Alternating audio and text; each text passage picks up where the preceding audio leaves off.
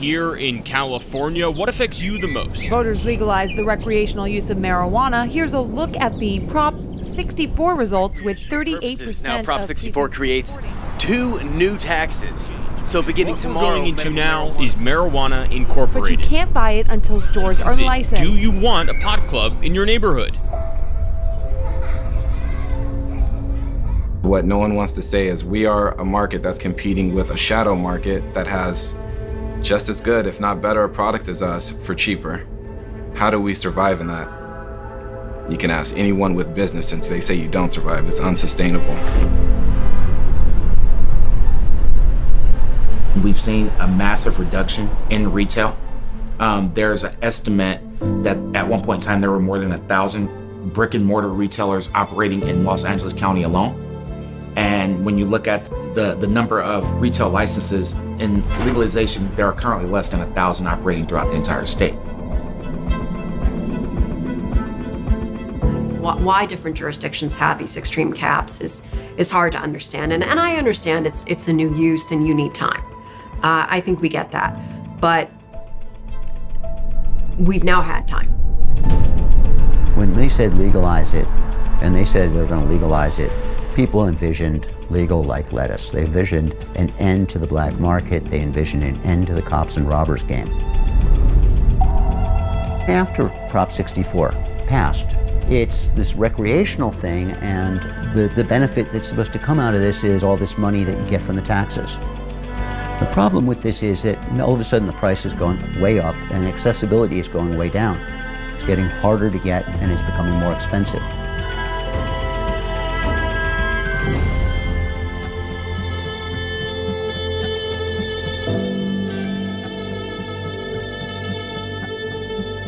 Pot was a felony back then. Any amount of pot at all was a serious felony. You could have a court trial, you could go to jail for a year or longer.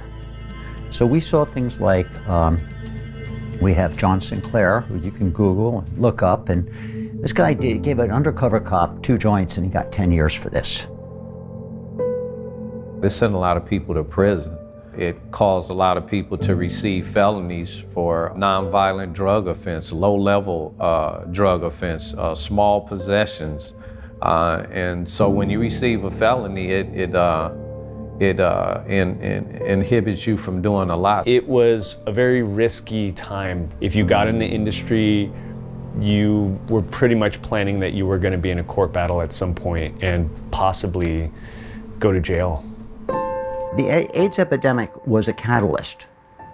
That was the thing that really put cannabis on the main stage and put it in the spotlight. And as people saw the performance of cannabis in the context of the AIDS epidemic, it changed the way people responded to cannabis.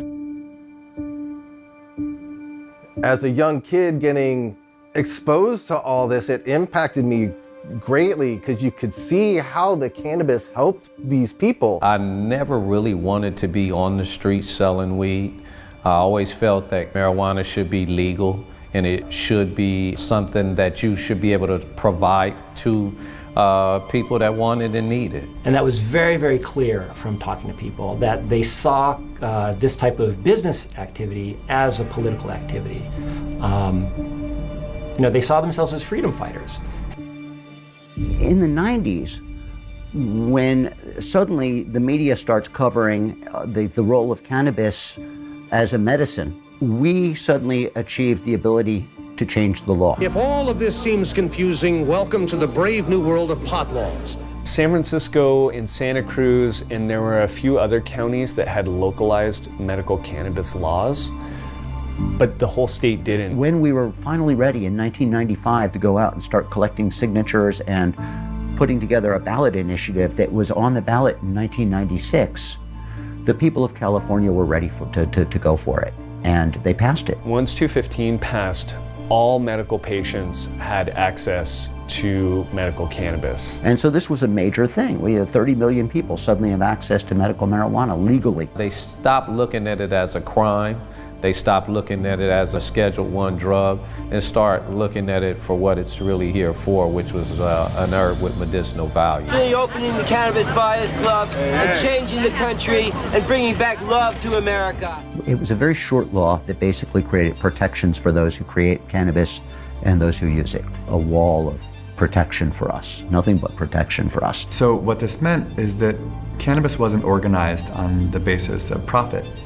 It was organized on the basis of medicinal provisioning and care and collectivity. In that period of time, you just had this massive influx of people into the market. Cultivation blew up. It was really the birth of cannabis cultivation in the state. And the volume of pot that was being created went way up, the quality went way up, and the price went way down. You had a state law that gave collectives state recognition and protection, but you had local governments not allowing it. It hadn't been formally sanctioned and hadn't been made legal, and so police were still raiding. City governments were trying to resist or prevent dispensaries from opening up within their boundaries.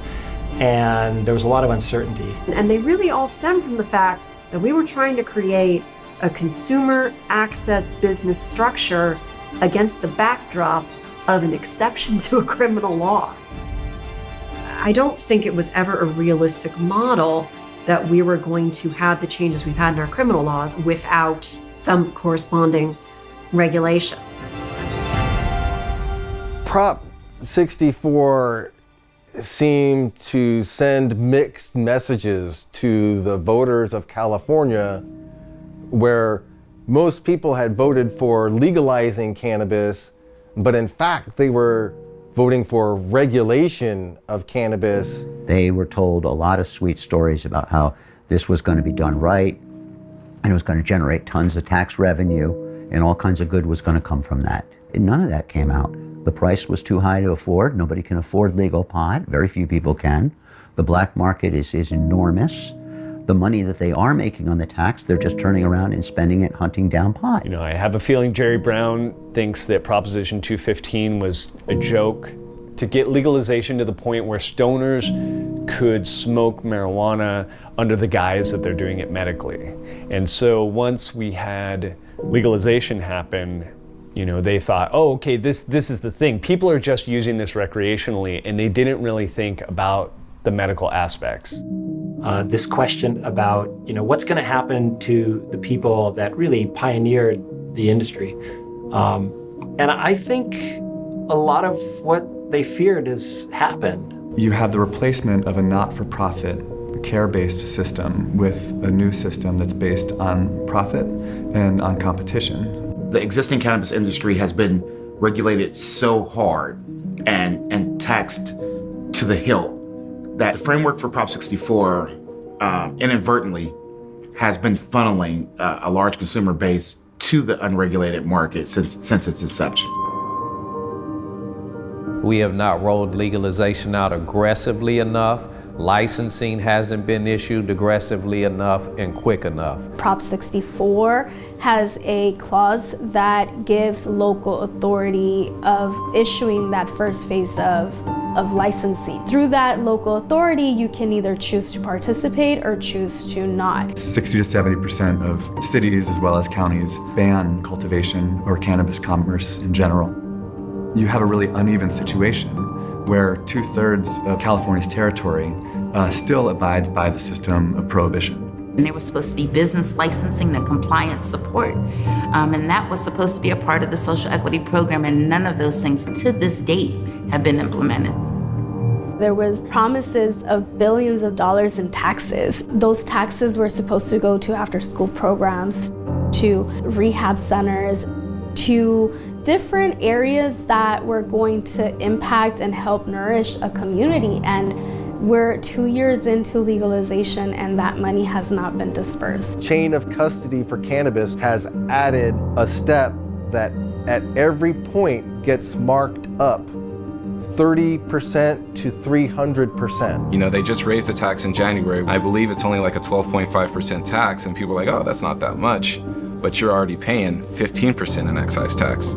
on top of a city tax, on top of a state tax. The people that need cannabis the most are the people who can't afford it. A big thing with the law that they did not address when they drafted it is the difference between commercial and non-commercial cannabis. In the 215 days, we used to do what they call compassion orders, which is just people with terminally ill diseases, which we would just give them medicine to.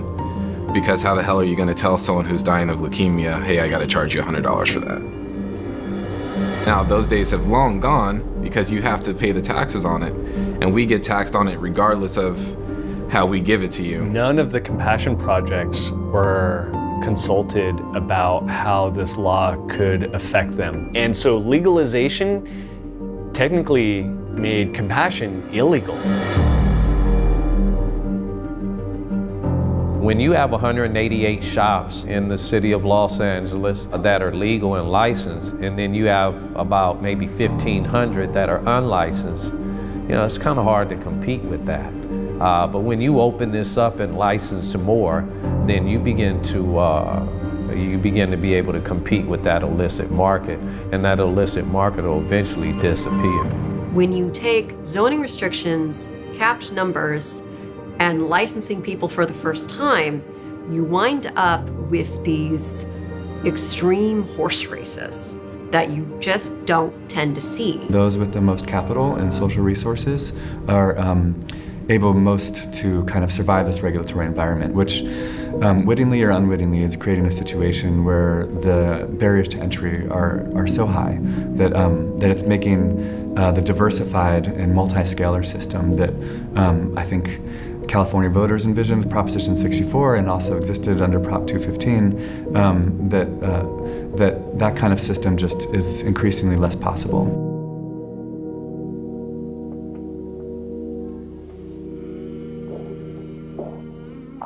This industry we've been in a fight from the very beginning, and we have a responsibility, not only as a community, as activists, as owners and operators, but as elected officials, as policy writers, to make sure that this thing rolls out the right way. It's always been a struggle, but it's what we have to do. There's a lot of people, a lot of our members are relying on us. So I'm gonna see this thing through to the end.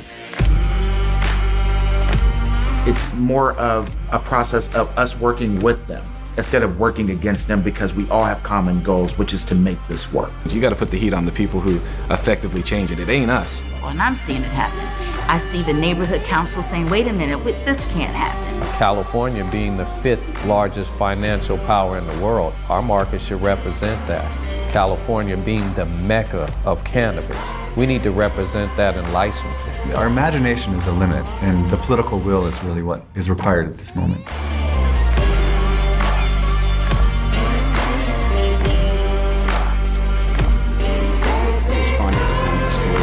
Softening this, the way people treated people who used marijuana, everything changed. This was a slow change. Each patient, each person was really good at speaking about what their condition was, whether it was chemotherapy, whether it was glaucoma.